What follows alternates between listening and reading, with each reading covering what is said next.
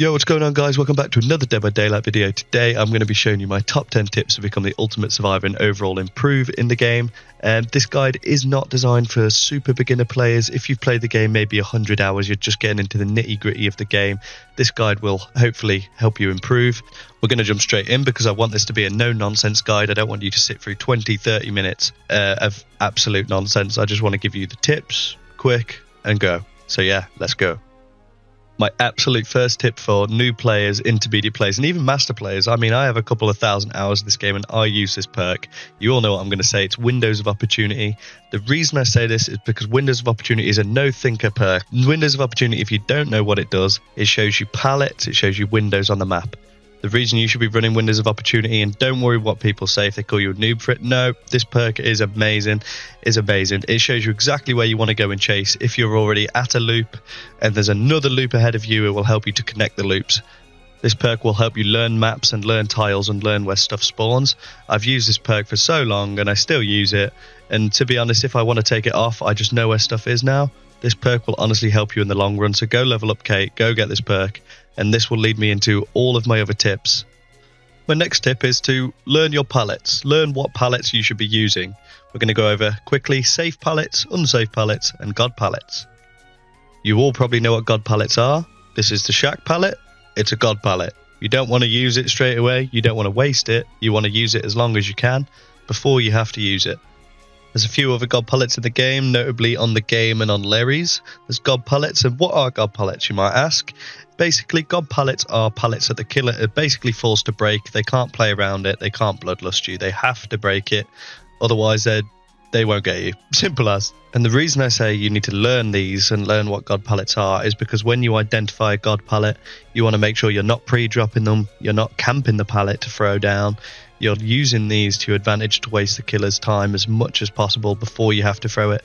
Sometimes if I'm playing an early game as an example and I go to shack and I'm being chased at shack, I will take the hit and use the speed boost to get to another loop instead of throwing that God pallet straight away so another survivor can use it later on in the game. So that is a good example of using a God pallet. Don't use it straight away if you can help it. If you need to use it, just use it. You might get flamed by your teammates. Next, I'm going to quickly go over unsafe pallets. This is going to be a quicker section because they're not that important. You just need to know how to identify them. Unsafe pallets are basically pallets that when you throw them down, it doesn't create much of a loop or much distance for you. The killer is going to hit you over it no matter what. They're just going to walk left and right and bait you out, and they're always going to get a hit. The only way you survive an unsafe pallet is if you hit the stun, but the killer, unless they're really, really bad or new to the game, they're not going to walk into the pallet and get a stun. They're going to bait you to throw it, and then they're going to throw it. Some quick notable maps that you'll find a lot of unsafe pallets, even though they do exist on pretty much all the maps, are the game mainly. Hawkins has some, and the new Vecna map. So just watch out for these unsafe pallets as they will probably get you hit. If you have to use them, you have to use them. And to be honest, we all find ourselves in that situation. But as long as you can identify them, especially if you're running Windows of Opportunity, you know what loops not to run to and which ones to run to. So hopefully that helps you out. And of course, your normal safe pallets. These are pallets that are usually in a jungle gym or a loop that range killers can't really hit you over, but not necessarily for all killers. These are loops that you can actually run around, and regardless of whether you hit the stun or not, you're still going to be able to get distance, or you're still going to be able to run around. So hopefully at this point you're going to be using Windows of Opportunity or not, but if you are, you're going to be able to identify these loops. And over time and over the course of playing the game a lot, you are definitely going to understand what pallets are God pallets, unsafe pallets, and safe pallets. And one thing to note, God pallets and unsafe pallets, you're not going to come into contact with them as much as you are normal safe pallets that are long, able to loop around and juke the killer out with and waste a lot of time. These are the ones that you're going to be wanting to spend the most time on and find when you're in a chase. To end this tip off, basically you just want to be able to identify the loops that you're going to or the loops that you're in. You need to understand that the loop you are in, what loop is it? What loop am I in? If it's safe, I can run around, I can waste a killer's time, I can play mind games, I can bait the pallet out, I can pretend to throw the pallet out, bait it out. If it's an unsafe pallet, you're probably going to think I need to hit this stun, I need to mind game, I need to be patient. I have to hit this stun, otherwise I'm going to get injured or potentially go down if you're already injured. And a God pallet, you know that if you stand at that pallet, teabag, point at the killer, laughing, and you throw it, he's still not going to be able to get you. Don't do that though, that's toxic. But anyway, you know what I mean. And for my next tip, of course, everybody in games these days wants to be the most efficient, so this is why you should be able to efficiently loop killers, and by efficient looping, I mean hugging loops. By hugging loops, I basically mean that when you're looping any type of loop, whether it be the shack, whether it be a long loop, whether it be a safe pallet, any jungle gym, a T&L wall, anything, a Z wall even, just anything, you want to be hugging the loop as much as possible. So when you're running around in your little circle, like the example above I have up for you, with Wesker, obviously with Wesker's power, you know, he's going to hit you, you've got to try and dodge. But on this police car here, basically I'm going to be trying to loop it as efficiently as possible. I'm going to be trying to hug it as much as I can, and obviously avoiding Wesker. But you're going to be hugging the loops because this is going to give you the most amount of time. You'll notice a lot when you play Dead by Daylight that a lot of killers don't loop very efficiently themselves, because it does work vice versa for killers as well.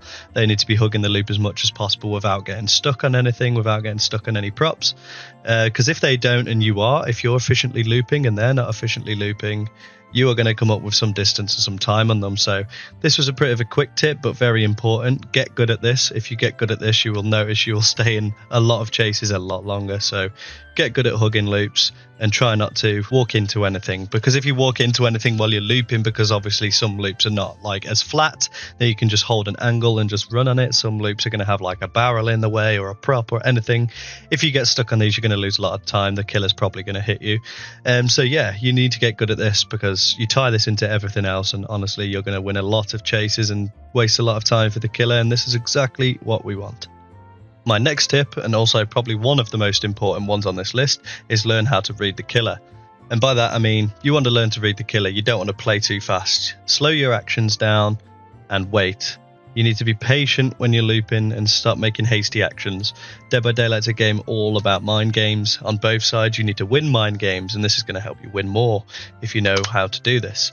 One good example of this, I'm at the shack with the pig. She's chasing me in this clip, and I've run wide outside so I can get the fast vault if she does decide to actually walk round, which she did hide her red stain, but she actually walked round, but I was ready for the fast vault, which gave me the upper hand. She vaults this window here, I run inside. I know she can double back here or use her power. She doubles back, so I wait here to see what she does.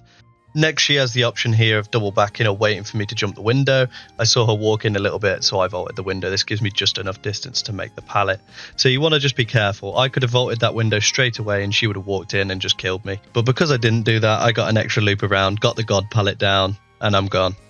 It's easier to show you examples and explain it, and you probably learn better from it as well. So here's another quick example. There is a nemesis in this clip and he's chasing me to this pallet. He's going to double back and he's going to show his red stain. So I have the option here, do I vault the pallet or do I not vault the pallet?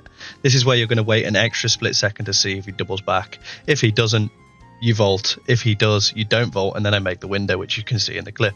These are the things you need to start thinking about when you're looping. You can't just be a one-dimensional looper and run around in circles and pallets and throw them down. You need to learn things like this as well to postpone your chases.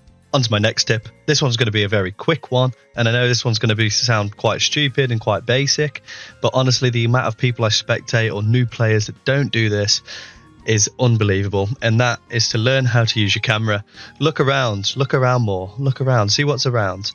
In all of this video, the whole time, in every single one of my clips, you can see that I use the use of my camera, or don't always look ahead of me. You can look ahead of you, of course, if you're going to W key away from a loop, if you're going to run, but a lot of these killers now can hit you. They're not one-dimensional M1 killers anymore. You have to look so you can actually dodge stuff, like the Death Slinger, for example. If the Death Slinger is going to shoot you, you need to be able to look behind you to see when he's aiming, or Nemesis when he's about to hit with his tentacle, you might be able to dodge it, or Wesker when he's about to charge at you, or Blight, or Spirit, anything, any killer, you need to use your camera. Please learn how to do this, whether you're on controller or keyboard or mouse. It's actually not that difficult at all to look behind you or look around. It's good to do this because, of course, if you're using windows of opportunity, I'm going to keep going back to that so you can count how many times I say it in this video if you really want. Windows of opportunity, you need to look around to see where you're going next. If you throw a pallet and the killer's breaking it, where are you going next? Are you just going to walk forwards and not look behind you? You need to look around. You need to look around. So use your camera, use it wisely, but don't always look behind you. Looking behind you all the time, you're going to run into stuff, especially in chase. You need to know when to look behind you, when to look in front. On to my next tip. This is going to be a really, really fast one, but an also very important one. Seen a lot of people that don't do this in solo queue, randoms, and it's so annoying, especially when they use it at the shack pallet. And this is when you get hit, don't use the pallet. Like this clip here, I get hit by a doctor, I run through the pallet The amount of people I've seen that get hit, they use the pallet next to them. What's the point of using a pallet when you get hit? Use the speed boost you get from getting hit to make it to the next loop, and use that loop instead. So this is a quick one. On to the next one. When you get hit, just run to your next loop. Don't throw the pallet down. If you get hit, that's it. That loop's done. Just go. Move on. You don't need to stay there. As soon as you throw that pallet, you've lost all your speed. The killer can just run round, do whatever, might mind game you. You might get away, who knows? But as soon as you get hit, you have a speed boost to get away. If you don't use it, you're going to be stuck at a pallet that's already down. So it's up to you, but I would say don't do it, especially at the shack. If you're one of the people that do it at the shack, then I hope you fall over in Tesco's with minor injuries. On to my next tip, and to be honest, this is my personal favourite one. This one is heavily impacted by RNG, and this is God loops. God loops, what are these? It's basically when you have a loop and it's set up right next to another loop that you can run to. You can run back and forth, you can run between them. I'm going to run a clip in the background of actually quite an old clip from the PTB when Wesker was in, of a killer that just refused to break pallets, so I just had a god loop that I could run all game on some maps. And of course, like I said, windows of opportunity, right? You're going to see these god loops a lot easier. Some maps you'll see, especially I've seen quite a few of them happen on Shelter Woods and some of the Macmillan maps. The window might spawn right opposite a pallet, so you throw a pallet down, you're on that side of the pallet, you can run straight to the window on the gym behind you and bolt that. The killer most likely is not even going to break the pallet, they're going to keep chasing. Then you're going to run around that loop, and then you can run back to the pallet. This is what I mean. And in the clip above, I've got these two pallets here the killer refuses to break. This is on the killer's fault and not my fault at all.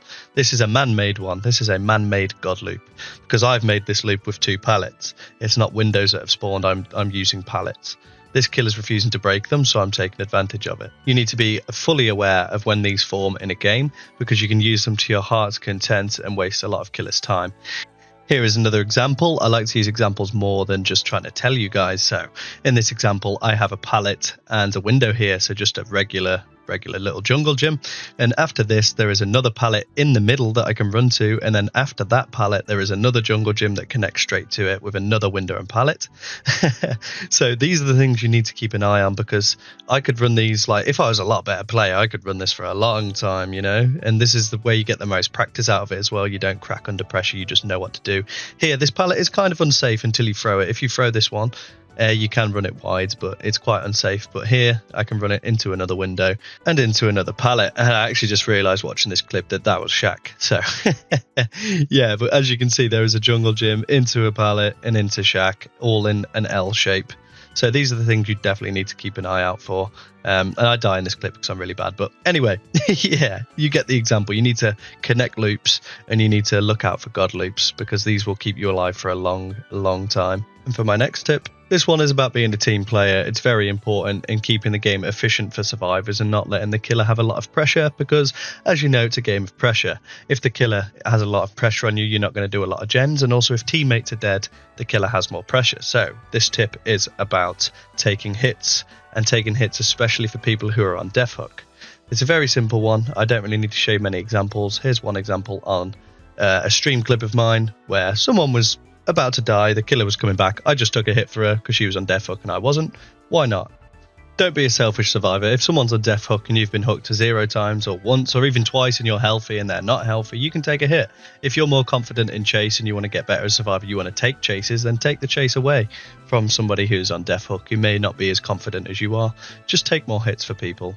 This also doesn't necessarily have to be for a death hook teammate. For example, if a teammate is going to go down, you can take a hit and you feel like you're more confident in a chase. If this teammate's going to go down, you take the hit. If you can get the pressure away from that survivor and get the killer to chase you, and you're much better as a looper, as a survivor, and you can survive a lot longer, the pressure instantly disappears from the killer side, because that teammate can go off and heal, maybe get back on a gen while you're still running it. You've pulled aggro away.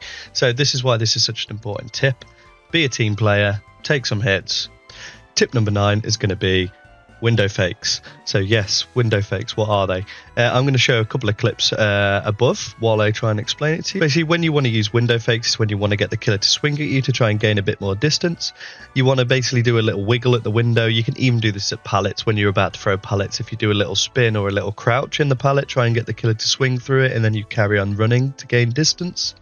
Like I said before as well, this can also be done at pallets. If you run towards the pallet like you're going to vault it and then carry on running, this can sometimes bait the killer to swing at you. This is 100% what you're aiming for, but it might only work against the same killer maybe once or twice, and after that you may actually have to commit to the vault. I do have a paid actor in the clip above, but this is just to showcase to you guys, but you can actually run the window really wide and then take a run up and then fake the window. This also does work against a lot more killers, but if they do not fall for this, you are going to get hit. So these are ones that you use in certain situations if you think you can pull it off, but you definitely need to get good at window fakes and pallet fakes. These can be the difference between getting hit and not getting hit. And my final tip for tip 10, this one is kind of self-explanatory after this whole video, but I still need to put this in this video because I see too many people do this, and you're wasting minutes and minutes of survivor looping time against a killer, which could potentially change the outcome of the game, and that is pallet camping. Stop pallet camping, guys. And what that is basically survivors will sit in a pallet and they will wait for the killer to come to them to try and hit a stun. This is so pointless when I've just taught you how to kind of loop and I've taught you these tips. You don't need to ever camp a pallet. There may be certain very rare situations where you can, or camping pallets in the end game when, you know, the game is about to end, you need to get to a gate, fine, camp your pallets, try and hit a stun to get distance, but during the game when there's 5-4 gens, you need to literally use every pallet to your advantage and waste as much time with every single pallet in the game, because I'm sure we've all been in that situation where somebody's used pallets so fast at the start of the game, there is maybe 3 gens left and there's maybe 2 pallets left on the map. It's almost impossible to get a proper chase, so guys, do not camp pallets, learn how to use them to your full advantage. You should know after this video, after absorbing these tips. Alright, that's going to be the end of the video, guys. If you learned anything new or any of this helped you, please leave a like and please subscribe, as this helps me out massively, as I'm only a little small channel, so please do that. And if you didn't learn anything and you are much better advanced survivor with a lot more hours, I will leave an advanced movement guide on the screen that I did like 2 years ago, but it's still relevant to this day, and you'll be able to learn everything about movement as survivors in that video. It goes a lot more in detail and in depth. So yeah, thank you very much, guys. Have a good day.